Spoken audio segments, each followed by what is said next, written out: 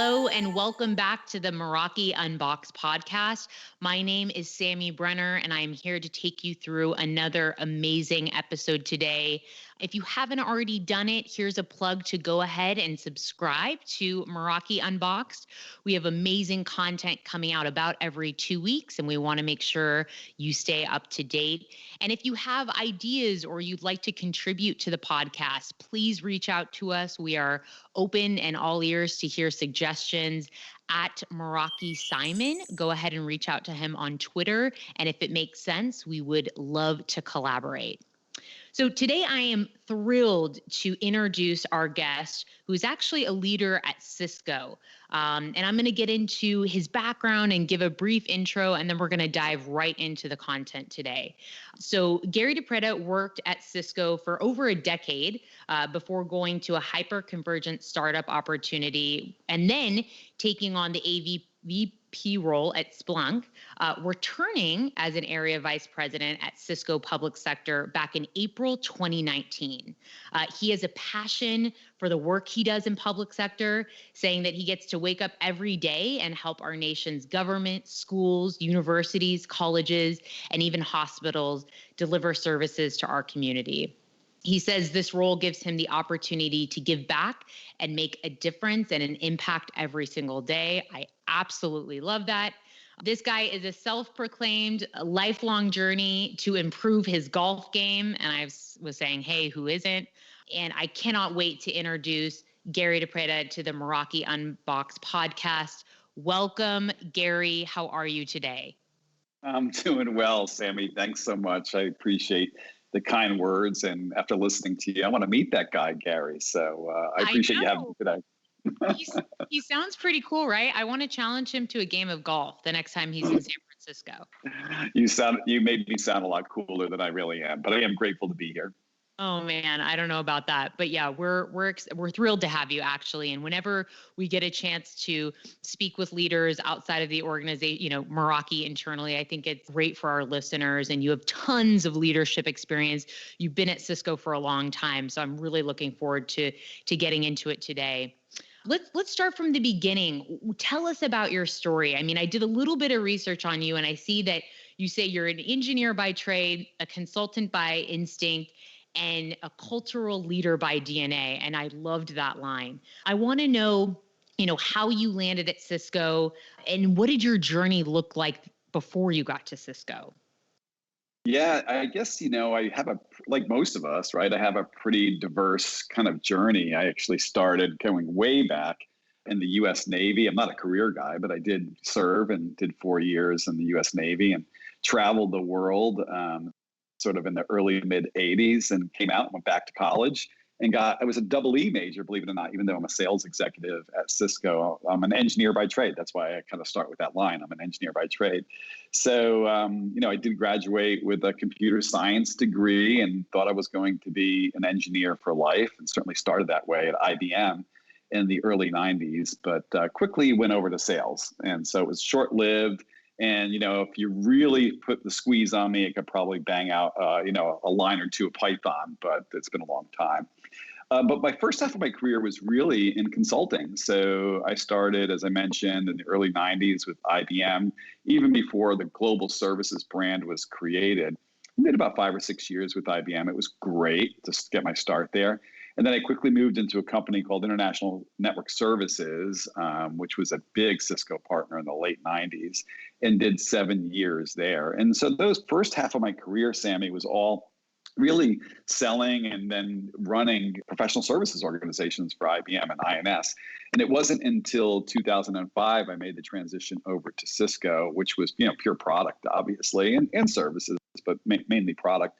And it's the company that I absolutely love. I love the people. I love the brand. I love kind of what we do and the customers I serve. So the first half of my career, was consulting. Second half of my career was, big, products and services projects at IBM. So, and kind of the cultural leader by DNA, was just, a fact that I found management really, really early in my career when I was with IBM. So started as an engineer, quickly went into sales and sales management. But I was really fortunate in the 90s, starting my career. I had a mentor at the time. I didn't know he was a mentor, perhaps even at that point what a mentor was. But a guy by the name of Don Peterman at IBM, and he saw something in me and gave me my first line management job in roughly 1996 or so, and just fell in love with it. I just really fell in love with management and became a calling for me. And it's a calling because, I just love leadership and, leading people, managing large organizations. And that's really what I've been doing for the past 25 years. So it's been a fun journey. Management is clearly and leadership are clearly my calling.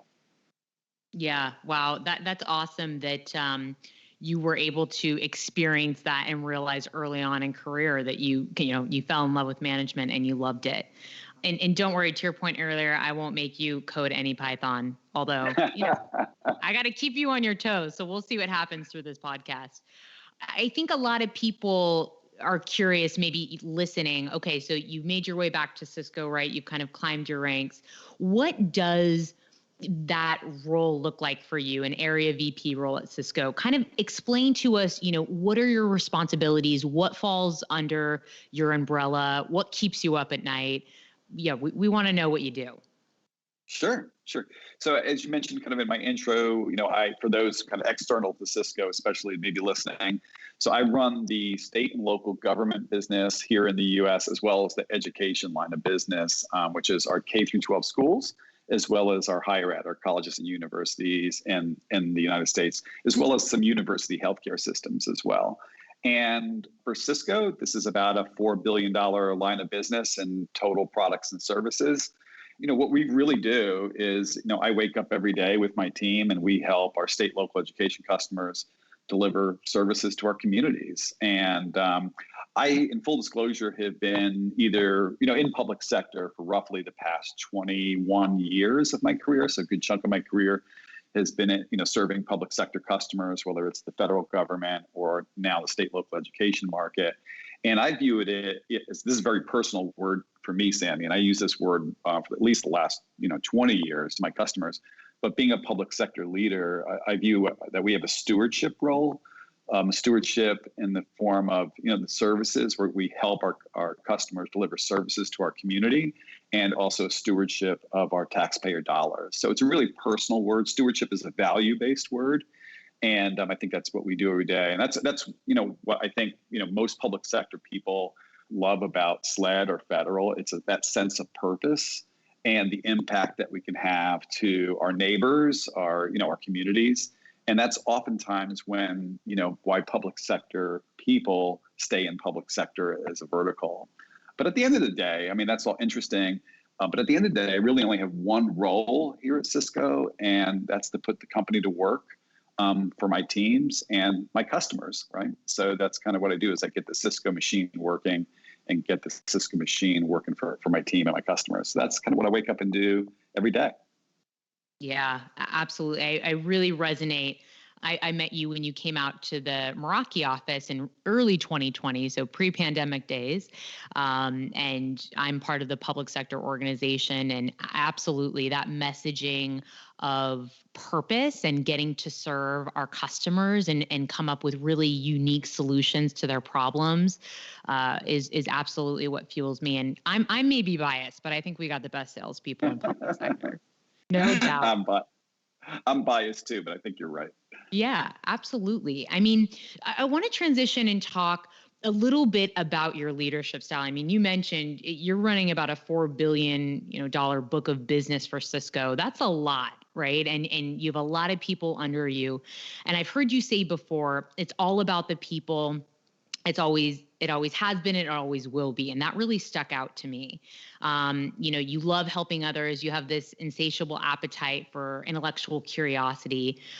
Talk to us a little bit about your leadership style, maybe your leadership philosophy. How is that cultivated over the years to form what it is now? Yeah, that's a big question. I think it really starts with kind of loving what you do. And I know that, sounds cliche. Everybody always says that, right? But I go back to that, that person, Don Peterman, who saw something in me and gave me sort of a start in management, and I fell in love with it. And really, it was because I loved helping others. I mean, that's probably also a reason why I gravitated to public sector customers or public sector vertical. So, it starts with doing what you love. And I love sort of getting success through others and helping others be successful.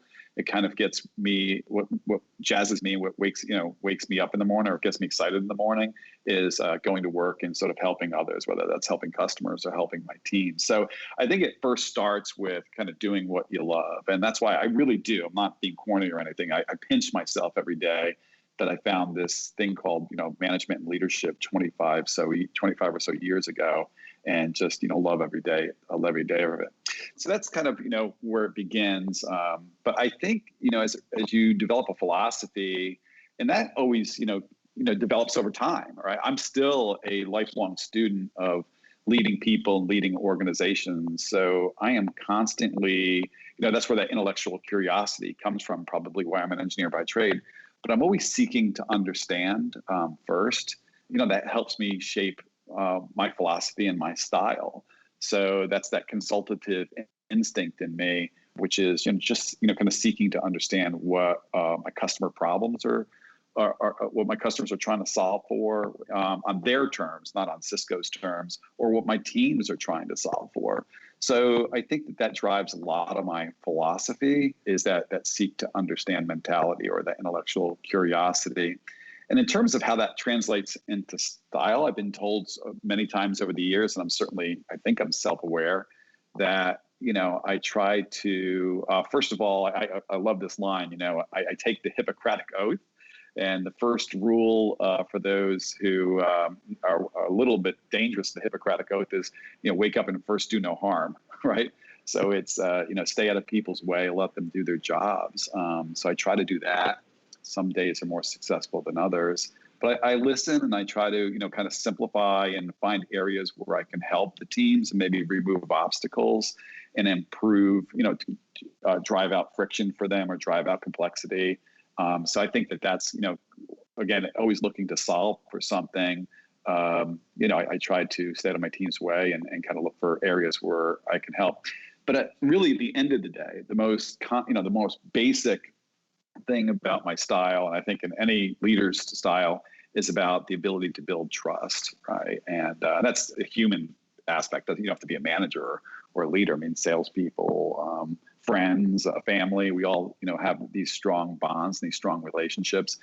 And I do a lot of coaching of first line managers. And what I always talk to them about is that's the most important thing we can do as leaders is to, build trust with our teams, with our customers, with our company relationships of what we call here at Cisco, our connected teams. And at its most basic level, the way I kind of try to build trust, especially new relationships, or coach my teams to do it, is by showing people that you're committed to their success, right? You demonstrate that not with words, but action, certainly. And it's not just their business success, but their personal success. And you first have to understand how, what their view of success is, and that gets back to the listening and, the sort of, intellectual curiosity, really understanding what drives them and how they view what success looks like for them, and then be committed to that, help them be successful. So, anyway, so that a little bit of a kind of a tangent or stream of consciousness about just how I view, sort of leadership at a high level, and why I think it's, back to my LinkedIn profile, it's all about the people. It's helping others be successful, and it's about understanding what their view of success is and building trust over time. So, it's simple, but it certainly has worked for me over the years.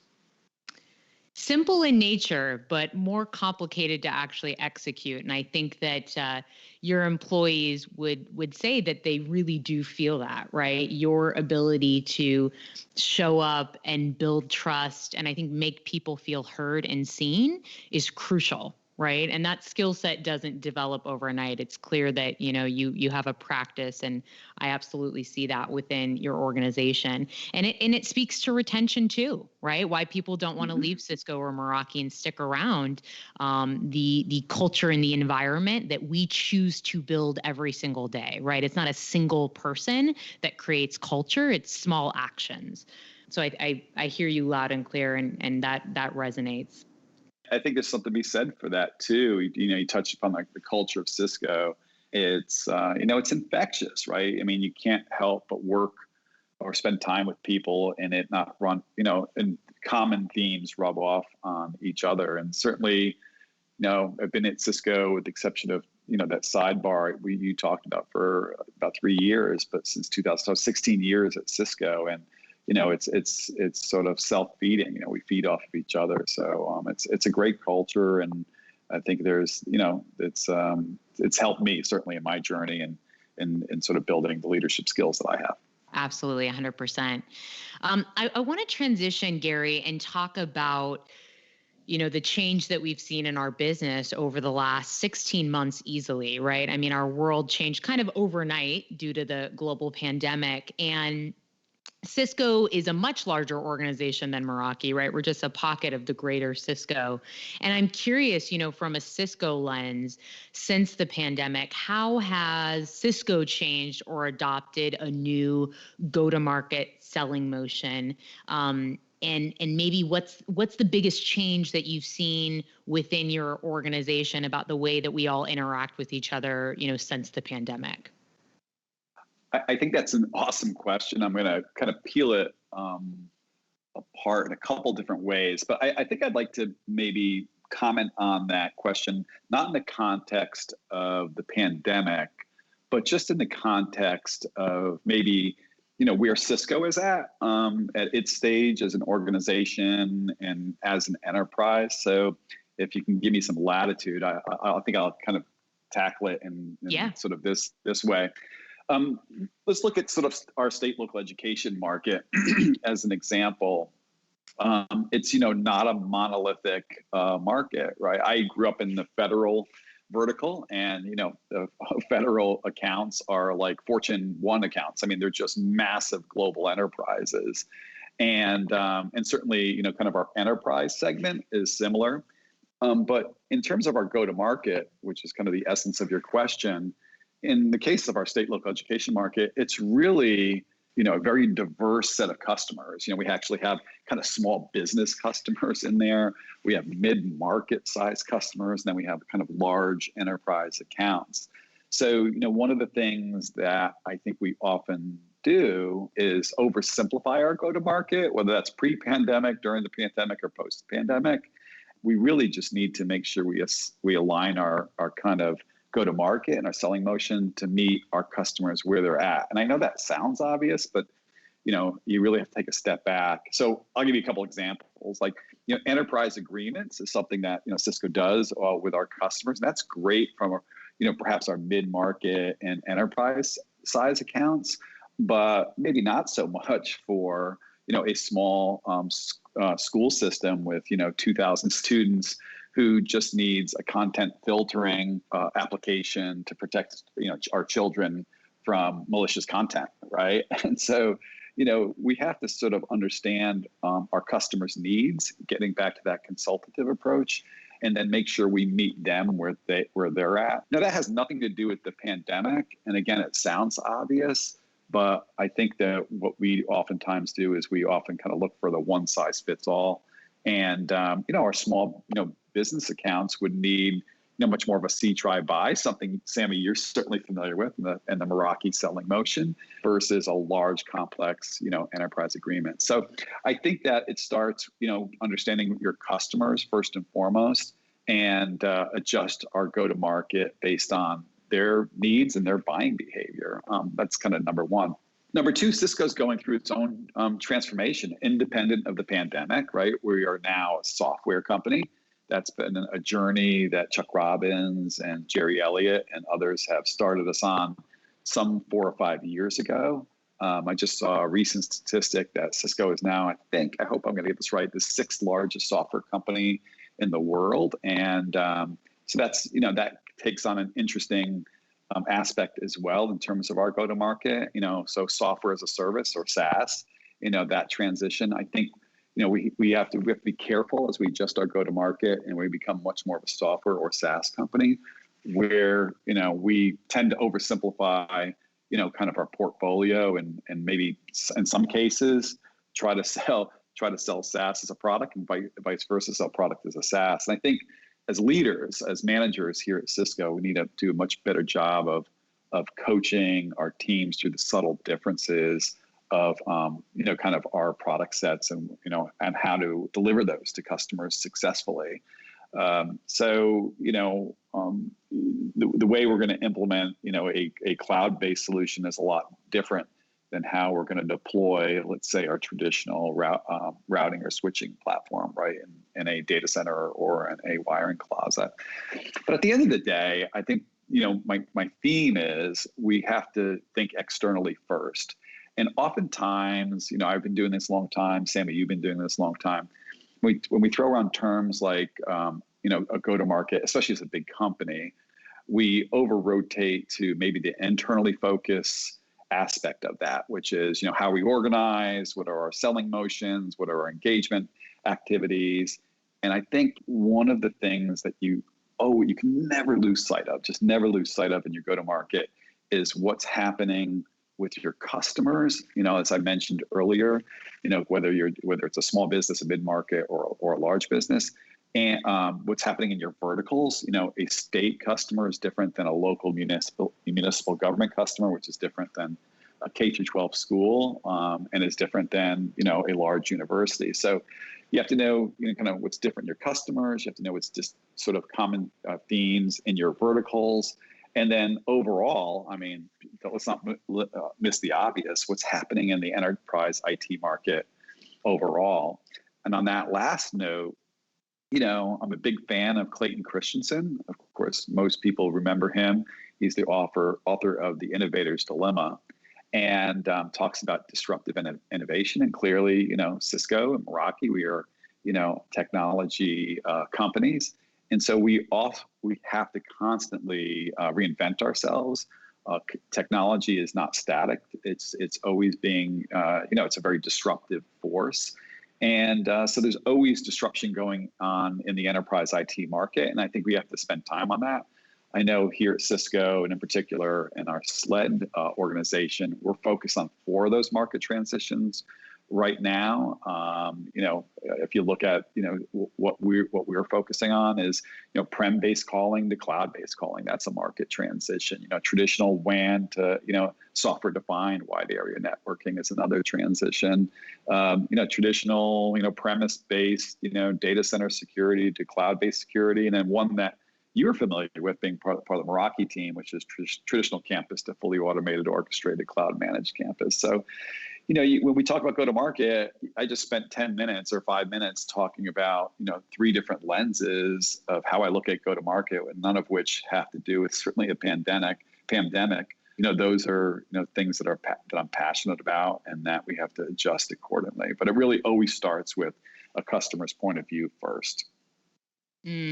So true. Yeah. Thank you for peeling that back. You answered that extremely well. And it's layered, right? Your response to that. And I think you're right. We had to pivot and change a lot of what we do here internally at Cisco and Meraki due to the pandemic, but like the principles behind the strategy and the go-to-market remain the same, right? Which is that customer focus first always, and understanding the intricacies and differences between our customers, because you're right, they're vastly different. How a state is going to buy is very different than a local city or county. So keeping that in mind and understanding our customers is so incredibly important as we, make this transition. And I did want to call out what you said, and I heard that same stat that Cisco is now the 6th largest software company, which is absolutely incredible. And Cisco making that transition to SaaS and software and cloud-based. You've always been a proponent, Gary, of Meraki, and I love you for it. But I want to kind of take that into the next question here. As we talk about, I think, this golden opportunity that Cisco has right now, specifically to really help our customers and our partners in this new hybrid working environment. Cisco is that full technology suite, and I think we are primed to really step in and make a difference for our customers. And I want to ask you, over the last 16 months, we've had some incredible success in public sector, and I think a lot of your business has come from Meraki. I want to ask you to elaborate. What does that look like for you, and what success have you seen, and what are you hearing from your sellers as to why Meraki, especially recently, has really been able to step in and provide solutions for our customers, and why it's been so successful? Well, for me, when I came back to Cisco in 2019, Meraki was just very obvious to me, and in terms of what customers were really looking for, and I'll kind of explain why. First, it gets back to what I just talked about, which is this market transition, right, or this market kind of force. And the trend over the past at least decade, or maybe always exists this way, right, is that customers really just want to simplify. I mean, they just want, IT that is simple. And, without a doubt, Meraki is the simple button for one of our market transitions, which I spoke about, right? Fully automated, orchestrated, cloud managed campus networking. So, when I came back to Cisco, it was kind of really obvious that Meraki was this disruptive technology that was taking advantage of this market transition where customers wanted to simplify infrastructure. So, I'm not that smart of a guy, but it became really, really obvious that Meraki was what the customers wanted. And, to verify that wasn't just like gut or instinct. I went and looked at what our customers were buying in our state local education market. And, Sammy, I'm not sure if you remember, I think this is when we may have first met, but a couple of years ago, when I first, rejoined, I ran around the country and did roundtables with all of my sales teams, and, went to different cities. One of my trips was down to Raleigh to meet with our inside sales team. And so I was, sort of brought pizzas in for 40 or 50 of our inside salespeople, and did my shtick for 30 minutes, and certainly then did Q&A, which is the most important part, because I learned so much when I listened to what the team on top of mind. And I was getting a lot of puzzling questions about enterprise agreements and complex bundles that were confusing our customers. And for those who aren't familiar with sort of Cisco or SLED, when I say our territory business, it's our small size customers around the country. And I was very confused and perplexed by the questions because, again, getting back to one of the principles I already spoke about, you have to know your customers and meet them where they're at. And I was wondering why we were kind of selling or positioning to small businesses complex bundles or complex enterprise agreements. And so after the roundtable, I asked the local management team to just go back and tell me really what our customers were currently buying. And come to find out that, roughly 90% of our revenue is coming from three products, our Cat 9Ks, our software security, and of course, Meraki. And so number one, while it was obvious because it was a market trend, you have to do your homework. And I looked at what customers were gravitating to, and the numbers did not lie. Customers were pursuing Meraki with great force. And I sort of, that began my discovery. So that was kind of the second thing, is looking at the data, what the data was telling us.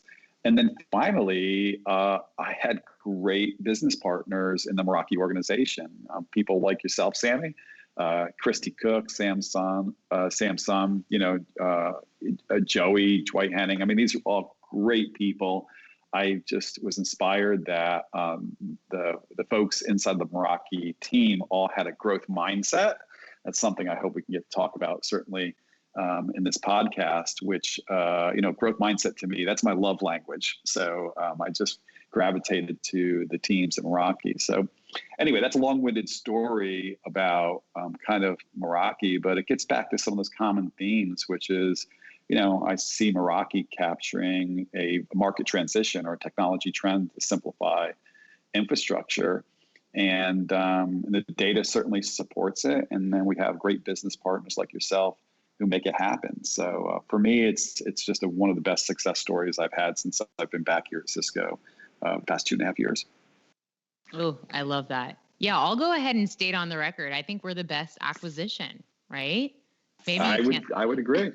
I There would we agree. go. I love it. I love it. Yeah, it's been amazing to be in this organization and see what, the acquisition to Cisco has done and how much more we were able to accelerate, our business with the help of Cisco behind us, right? And I think this folds actually really well into my next question, which is, at such a massive organization like Cisco, it can be challenging to move quickly, right? And work cross-functionally and get things done. And I think a lot of people, say that that's one thing they love about a startup environment, right? There's not as much friction or red tape, and they can work easily across teams. When it comes to Cisco, this larger organization, how do we work on that, Gary? How do you kind of eliminate the noise and help our teams work together better and collaborate when sometimes it isn't the easiest to get things done? Yeah, no, I mean, that's for sure. I mean, there's no doubt about it. Cisco has 70,000 plus employees, and we have our own fair share of bureaucratic sort of challenges at times with such a large organization. But as I would have been reminding my teams certainly here at Cisco since 2005, make no mistake about it. One of Cisco's greatest strengths is the depth of our resources. So while it can be frustrating oftentimes internally, especially to perhaps get some things done, it is our biggest competitive advantage in the market. We just can bring just a depth of resources, a richness to our customers and our teams. That's why I always say in my intro, one of my jobs here at Cisco, and I think any leader's job here at Cisco or candidly in any large organization, is to put the company to work for your teams and your customers, and that's to get that organization moving. So while sometimes it can be frustrating, it is a great advantage. An advantage of being having this depth of resources. Cisco far outweighs any kind of speed bumps that large complex organizations like Cisco may produce. But I think the way you do it is you have to sort of bring people together. I often use this phrase, which is to build coalitions of the willing. And the way you do that is you bring people together and help them see what success looks like, what the end state looks like, and then sort of educate and get people on board, right? Get them excited that we're trying to help a customer or we're trying to grow the business, and kind of meet them where they're at, as a diverse organization with diverse responsibilities. And it gets back to what does their personal success look like? I mean, your success, Sammy, at Meraki may be different than what my success looks like, or what, the services organization success looks like. So you have to seek to understand, getting back to that, seek to understand, and then bring people along. And I think when you do that, you can almost guarantee your success. I know that sounds simple in nature, but if you can just slow down enough to kind of bring people along, then you can, kind of unleash sort of our biggest competitive advantage, which is that our size and the resources that we can bring. And I really do think, again, as a self-proclaimed, lifelong student of leadership and management, I think this is where we as managers and leaders need to really help our teams and, again, put the company to work for them. And the other comment I'll make is, kind of having this growth mindset as a leader in a large organization. So, what does that mean? One of the things it means is you can't be afraid to fail. And I think you have to coach the connected, that's what we call at Cisco, the connected teams, as we bring organizations together for a common goal, whether it's for a customer project or, for a sales campaign. You can't be afraid to fail. You can't be afraid to take risk. And when we do fail, it implies that that my teams are taking risk, and that's great, right? Because you can't sort of grow without stretching ourselves, and risk and stretching your comfort zone I know is uncomfortable, but if you don't do that, then you become very static, and it sort of feels safe. That's why oftentimes you have that organizational pushback, is because either you have to deconflict those sort of success factors or objectives, but also you have to deconflict kind of that risk taking. So I, kind of, try to use the concept of a growth mindset to communicate across, cross-functional architecture teams that, hey, you know what, we may actually fail. We may not get it right, but that's okay. And I think as leaders, it's really how we treat and digest those moments where we fall short that determines whether the organization or your teams will embrace a fixed mindset that's comfortable and safe, or a growth mindset that sort of stretches but gives yourself opportunities for incremental growth. Now, all that being said, you certainly can't be reckless, and but while the org chart is large and it's complex, again, it's our biggest competitive advantage. So, I think we as leaders just have to organize that, have the right mindset, and build those coalition of the willings, and put our resources to work for our teams and our customers. So, a little bit of philosophy on that question, but I don't shy away from it. I don't get frustrated with it. I don't roll my eyes. I sort of embrace it as an opportunity to help others, kind of grow and take some risk and work together. And when you are successful, it's a shared success, and success, we all know, breeds other successes, right? So anyway, simple formula. Yeah, absolutely. And you must have been quoting Mindset, which is a great book by Carol Dweck. Yeah, I'm a big fan of Carol Dweck. I started kind of following her a few years ago. Now she, of course, is branching into the business community. The growth, of course, Carol Dweck being the Stanford University child psychologist who coined a growth mindset as a term. But now over the past couple of years, it's porting into the business community. So I love the philosophy of a growth mindset. We actually have that in my organization as our kind of theme, or our hashtag is have a growth mindset. That's so incredibly important. And it doesn't matter what department you're in, what BU you're in, where you're at, if you're an employee at Cisco or not, this idea of having a growth mindset versus a fixed mindset, if you kind of live your life with that mentality, you're going to go so much further, right? And to your point, sure. We're not afraid to fail, and working for a leader who really shows up and supports you and says, yeah, take a risk, right? Let's not be reckless, but let's see what happens. Let's A/B test. That's huge. Yeah. So I love that you called that out. Yeah, no, it is a great philosophy, and I've seen it in other organizations where I've worked at, where if you have a growth mindset and you learn from those misses, then that's a really, really powerful tool. But I do agree, it starts with leadership creating a safe space to take those risks, and I've seen it do wonders for people and for organizations.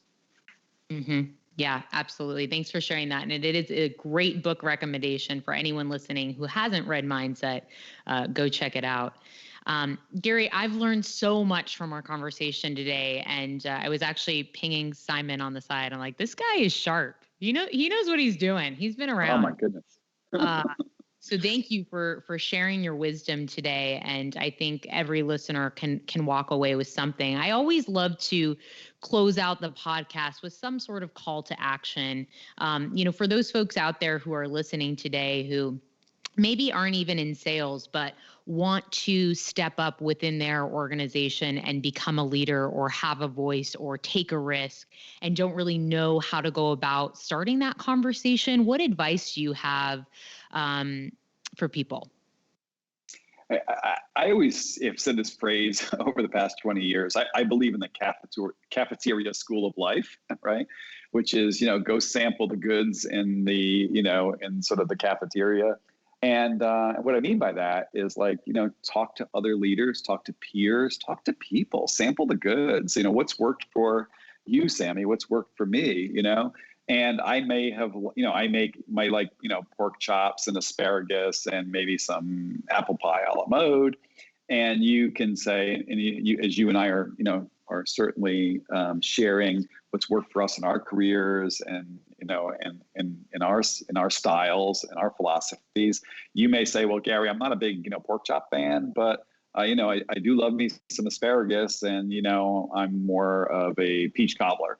But that's okay, right? But sample the goods and pick nuggets up from people along the way. This is a Cisco-esque thing, but take advantage for those Cisco listeners of our culture. We have such an open culture, and I've never met anyone here at Cisco, literally, who isn't there and providing a willingness to help, and that might mean just spending time with you. So as you meet people around the organization who may not, in fact, I would encourage people not even as part of your organization, just to network and listen and sort of understand kind of what they do and how they go about their jobs. And the one piece of advice I would offer, especially for earlier in careers, is to really focus on your craft and not just your career. And I will tell you that it's okay to focus on your career. That's what people are doing.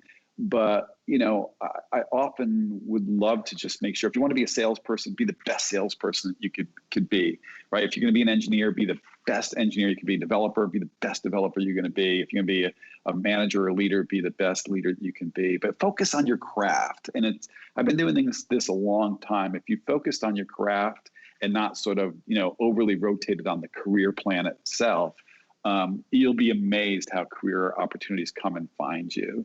So I'm a big, believer on just, seeking advice and sampling the goods of the cafeteria school life and helping develop your craft. As I said, I'm a lifelong student of the art of management leadership, and I've never stopped sort of learning every day that I go on. So if you do all those things, I think, career opportunities will find you. Mm-hmm. Now you've got me hungry and thinking about cafeteria food.